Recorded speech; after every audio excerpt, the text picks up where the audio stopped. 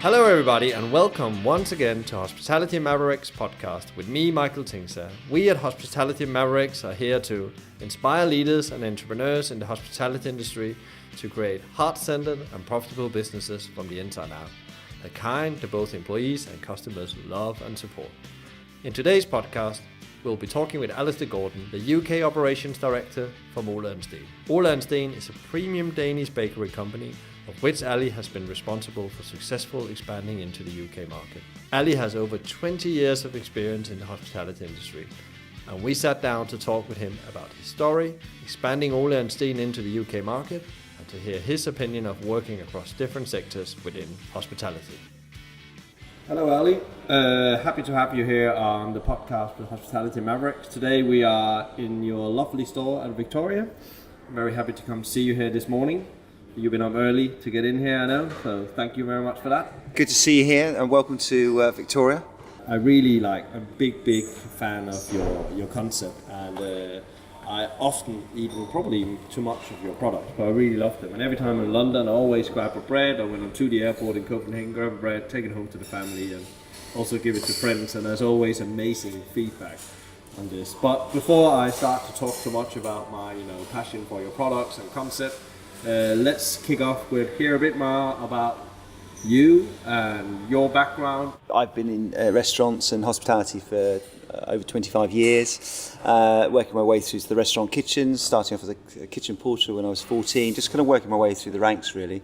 So travelled around the world, working in restaurants and earning my keep. Most recently I was working for Jamie Oliver for about 5 years as a director at his business, running his 13 restaurants in London. And then I met Ole Steen 3 years ago. Fell in love with the product, fell in love with them. We have a very good CEO as well, Jesper Friis, who I get on very well with.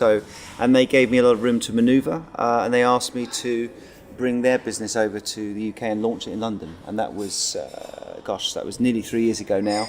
And we launched the first Ole Steen on December the 19th, 2015. And since then, a lot have happened. I think it's about 9 stores you have opened now, and I think there's more to come, as I know. And tell us a bit about that journey, scaling the Danish concept. Is it like a new venture going into a new market? Nobody knew about it's called Lagkagehuset in Denmark, which is a very difficult word. You can explain why you changed the name in a second. Into the London market, probably one of the most competitive in the world. Yeah. Yes, I mean it's actually we've got 8. We scaled it out quite quickly. We've got 8, as I said. Did that in the last 16 months. So yeah, I mean it's grown substantially from me driving around in a van looking for sites and trying to find a bakery site.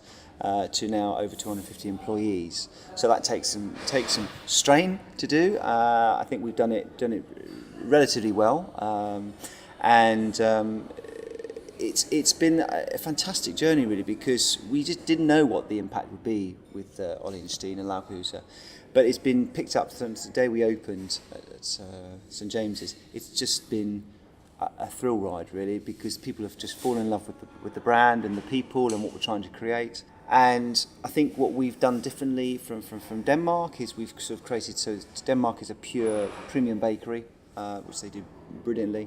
And what we wanted to do was create a sort of coffee brand around the Danish, the bakery side, and also food as well. And it created an all-day experience from some 7 o'clock in the morning right through to some of them 10 o'clock at night. As you know, the real estate in London is very, very expensive, so you've got to sweat the assets slightly. But also, I think we just saw an opportunity. We just thought this is great. They're great spaces. They're very calm, so it's a great place to be. So when you went on that journey, what are the main lessons you have learned? Because scaling a business from, I would say, 0, even though it's a very known brand in Denmark and probably also known in some Scandinavian countries. What is the main lessons you've done with that? I think what most operators in this sector are challenged with is people really. It's finding great people. You can have a great idea that you want to deliver, but you have to find great people to deliver that. And finding the leadership team who are around me was pretty tricky, but we found a great team. But I have to say that the guys that work in the stores, we have a fantastic core team who are fantastic ambassadors for business. but I think it's just constantly you're always looking for superstars to run your business, and you're only as good as the people that you have working in the businesses.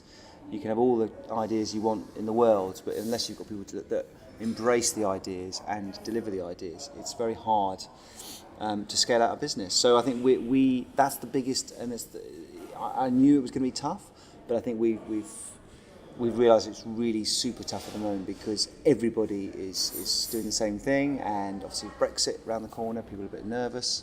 A lot of people that work in our businesses are Eastern European; they're not nationals. So I think they're a little bit nervous as well. So that's probably the biggest learning curve.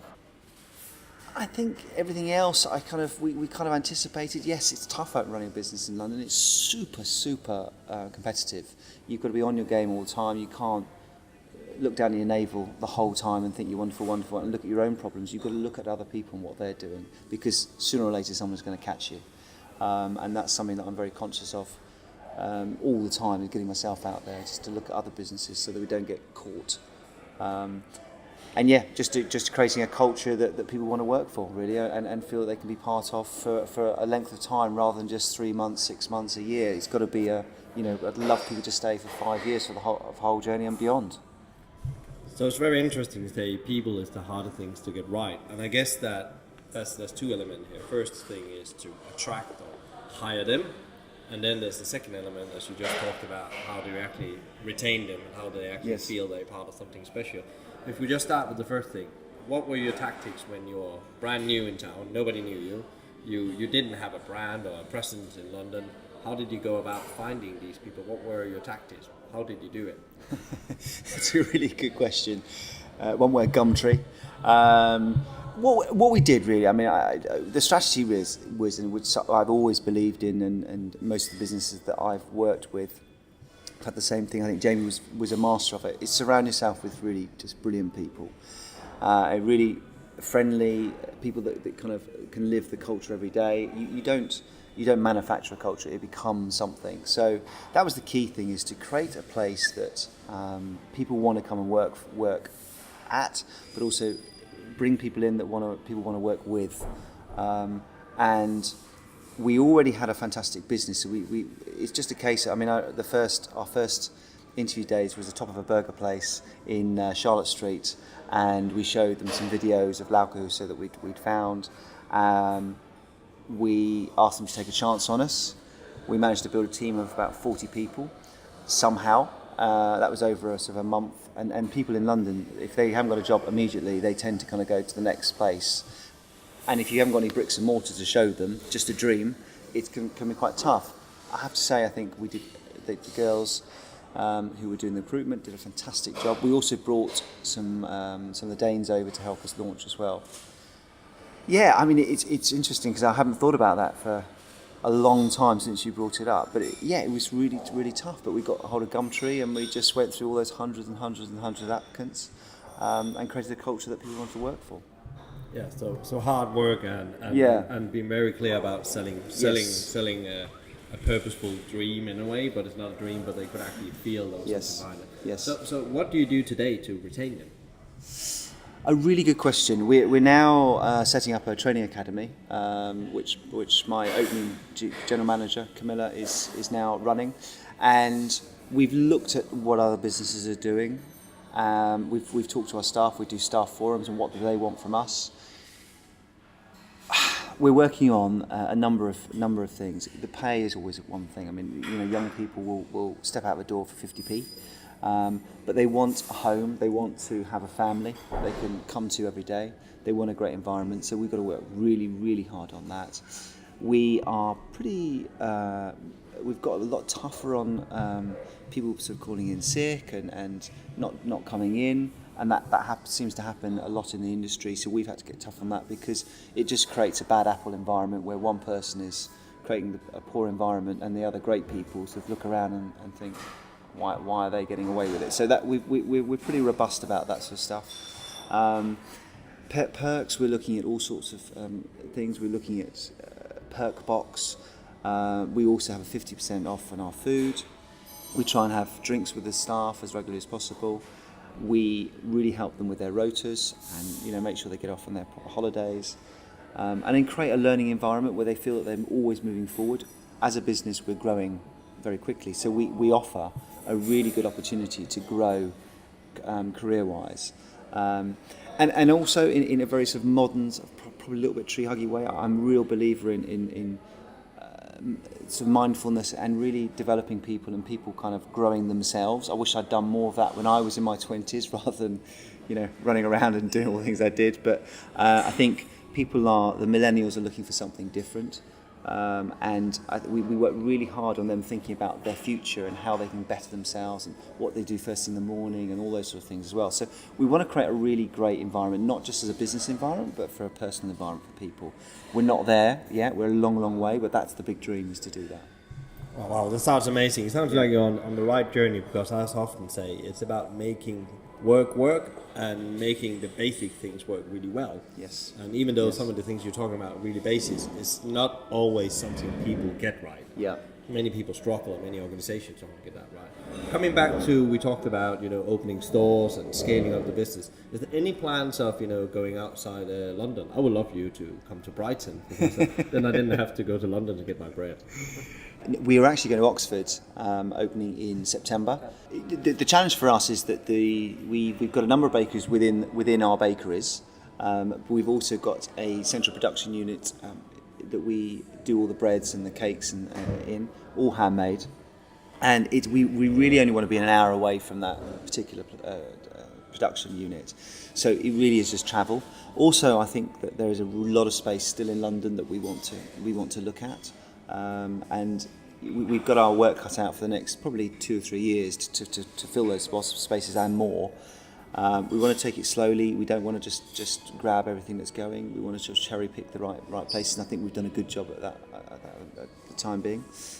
But yeah, look, we'd love to come to Brighton. I think Brighton has all the right demographics for us. It's I go down there often. I've got friends down there. I love it. I think it's great, and I think the Brightonites, if there is such a thing, would embrace it. So yeah, for first we're going to dip our toes into Oxford and see how that works, following John Lewis, of course, and then we'll see how we go. So when you've been just coming back on the scaling bit, I think it's quite interesting because it's gone very fast. Yes. Is there something around speed and scale you need to be aware of when you do that? Can it go too fast? Yes, I think it probably can. And we certainly took ourselves to the edge in terms of scaling up very, very, very quickly.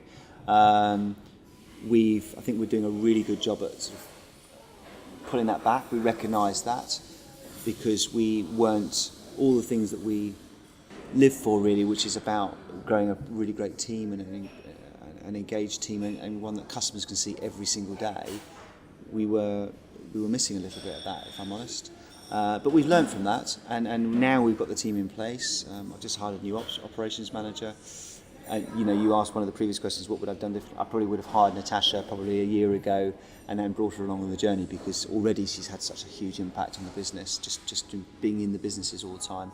And I think that's the biggest thing that I was concerned with, and I will always be concerned with, is that we don't have an office so that we can always be in the businesses, but I wasn't in the businesses enough, not all of them every week, and you can think that everything is okay, and you see their nightly sort of reports and stuff, but when you go in you can see all the details that are missing, and that's the biggest thing for me, is that we have to be in our businesses all the time and just supporting the teams.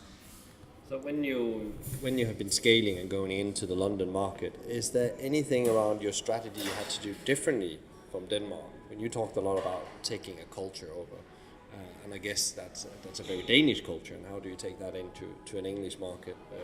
Being a Dane myself and moved to the UK, there's definitely differences between the cultures as well as the similarities. Gosh, yes. I mean, we've had to really mix it up with the cultures a little bit. We also have a kitchen within the business as well, so we've had to find not chefs, but people that are willing to work in kitchens. And that's very, very different to Lagkagehuset. So that's been another element that we've added, another layer that we've added to the team. The coffee business as well is we've really, really worked hard at that. It's 25% of our business now, so we've had to work very hard to get that absolutely nailed, because the coffee market is so much more sophisticated than it is in Denmark. Denmark is definitely coming up, but the London market, I think it's the second most traded product is coffee beans in the world. So that tells its own story. I think Lagkagehuset is very, very well established. It's people really want to work for that business, and I think that we still such a little baby, and people kind of don't recognise us. We've got to compete against Pret, Itsu, Leon, all those sort of really great businesses. So we have to make ourselves stand out. So that's the biggest challenge, I think, is that we're not very well known yet, and we've got to work harder at that on social media and just getting ourselves out and telling people about us. To stand out in the crowd, you just mentioned all these great brands. What is it that you need to do then to become a bit more loud, stand out from the crowd, and people can see that you are different and you are having another unique offering then? I think firstly products, just stick with the quality. We've purposely gone a bit more premium than most others. We haven't gone lots on price. We've stuck with a really premium product. I think the journey is in Lagkagehuset and in Ole Steen is a little bit slower, but a bit more considered. So the staff spend more time with the customer. Social media, we've made a very, very specific way of appearing. So a lot about people. It's about product, and it's about the coffee side. You'll see a number of ways that we sort of communicate with that as well. We don't go loads on marketing. We're out sampling with the products as well constantly. I'm very lucky to lead a business that you can pick up and take to the streets very quickly. We've done a number of pop-ups that we're out just talking to people. We've just done one over in Marylebone, which was a huge success for us. I think it's just constantly being really working at the basics, and also being out there telling people about yourselves.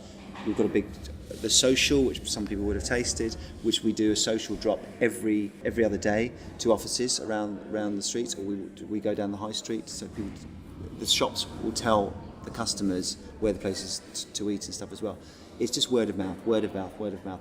As a Danish business, we're not a shouty business. We don't shout lots of messages all the time, but we just stick very clearly to social media, product, and taking the product to the street and getting people to taste it, and then spreading the word like that.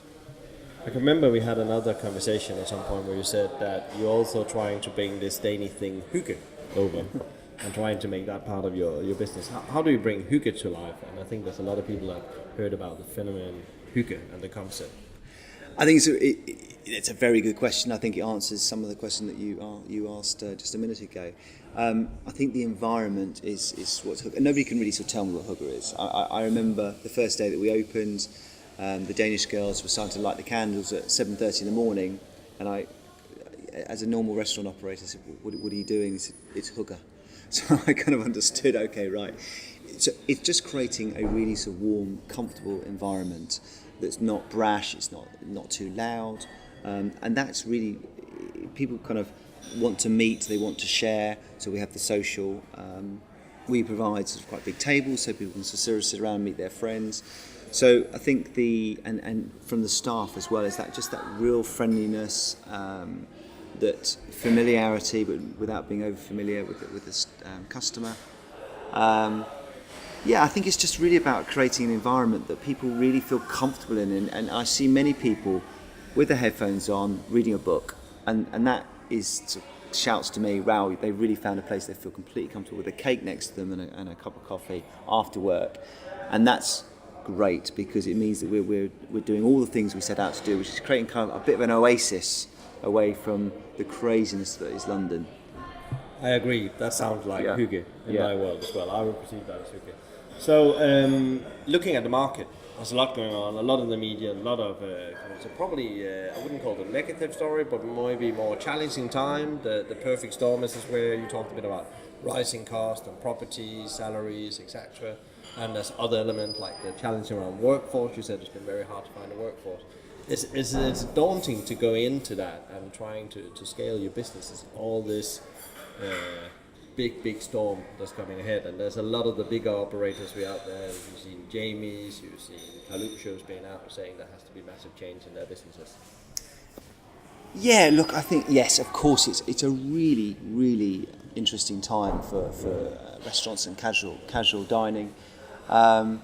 And I think that you can talk yourself into a hole a bit sometimes. I think there's been lots of articles recently, which I think were pretty pertinent. They said, were these guys good enough to have expanded this big? And you can't take the customer for granted. They have so much choice now. So I think the key things are that every single Ole Steen that we open has to be like the first Ole Steen. It has to be as exciting, it has to be as well run, the staff have to be as well trained, the products need to be as good as they ever were.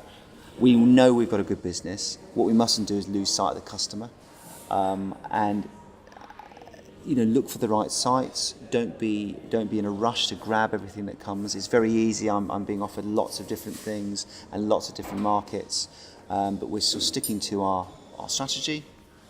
We might do a few more bits and bobs, but I think that as long as you stay, and I look at the businesses that have lost their ways. They grew too quickly.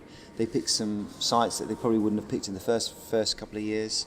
The level of service wasn't there, and suddenly the customer is saying, "Well, this isn't the brand that I bought into 3 years ago," and that's what we've got to be super careful of, is that we maintain that first day at St James's where we were so excited about opening it. I still walk into every store and I can't believe that people are in there.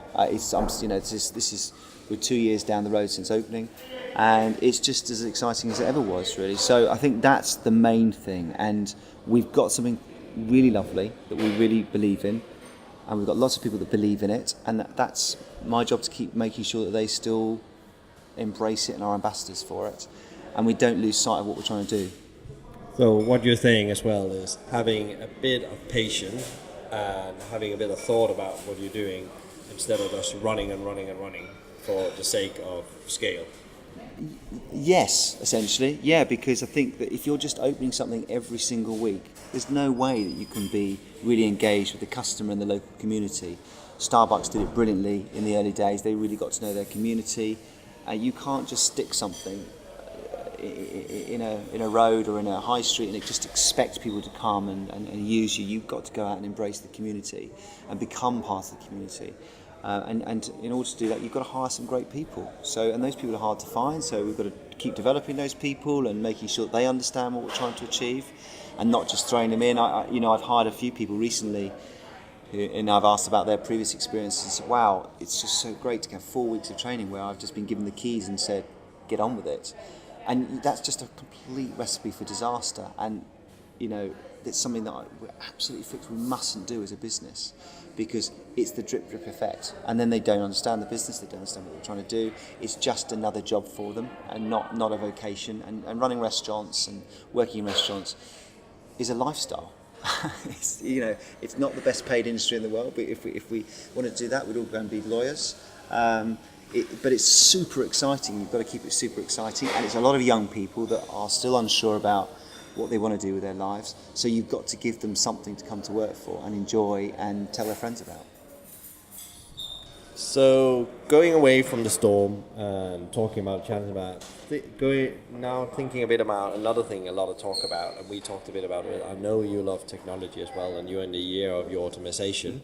So how important do you see technology from Ole Steen, but also how important do you see technology as a solution on some of these challenges in the industry? I think we talked the other day actually about the restaurant experience, in terms of when you want to leave, you want to leave, and I think that's probably one of the biggest points of annoyance from a customer's point of view. We don't have that obviously because we're not a restaurant, but I think technology has to keep up with what we're trying to do. So we have the app which we've adapted, which we can really just scale out very quickly. Which is really going to help us. We're sort of doing mobile technology, which isn't new, but it's something we can adapt to take it to the customer. We see in the evenings as an opportunity to go to the customer rather than them come to us, so create a bit more of a restaurant experience. I think that cash is becoming, most people don't carry cash. I don't carry cash, and it's becoming a bit of a dinosaur. So you've got to have faster payment systems, you've got to have slicker payment systems. People just expect just to come in, get their goods and leave. We're developing sort of a web shop so people can buy everything on the web shop, but also with the app. I was talking to an American guy that he basically orders his Starbucks coffee as he's getting his suit jacket on, walks past the Starbucks, picks up his coffee, and off he goes. We need to be as slick as that. People are time poor, cash rich, especially in London, and we've got to make it as easy as possible for them to come in and use us. So yeah, I see it in many, many different ways. Both for the managers as well, technology the managers can use to make their jobs quicker, so they can actually be out on the floor looking after the customers, which is where they should be. So yeah, I think for all of us it's a huge thing, but it mustn't get in the way with the personal experience that a customer gets. But a lot of people come for the personal experience. They come to talk to their favourite barista and their favourite person in the store, but within that there must be an experience where we can get quicker for them as well. Technology is an essential part, or a part that's become part of business now, but it's not something that can substitute, the personal experience or the food or the quality. Absolutely. Yeah, you've got to find a middle ground with that, I think. So, in the end of our interview, we always ask our people that's on the podcast to give one advice, and only one advice to somebody that wanted to either start a hospitality, maybe go in and be a manager in hospitality. What will your advice be for all your years of doing the right and the wrong thing? Can I say three things? Can I break the rules? Yeah. It's know your numbers, surround yourself with brilliant people, and remember who you are. Don't become confused about who you are. So just drilling a bit of that. Know your numbers. What do you mean by that? Just know. I mean, we all know that actually, when you have £1, when you take out out the cost of that, you end up with about 10p if you're good of profit.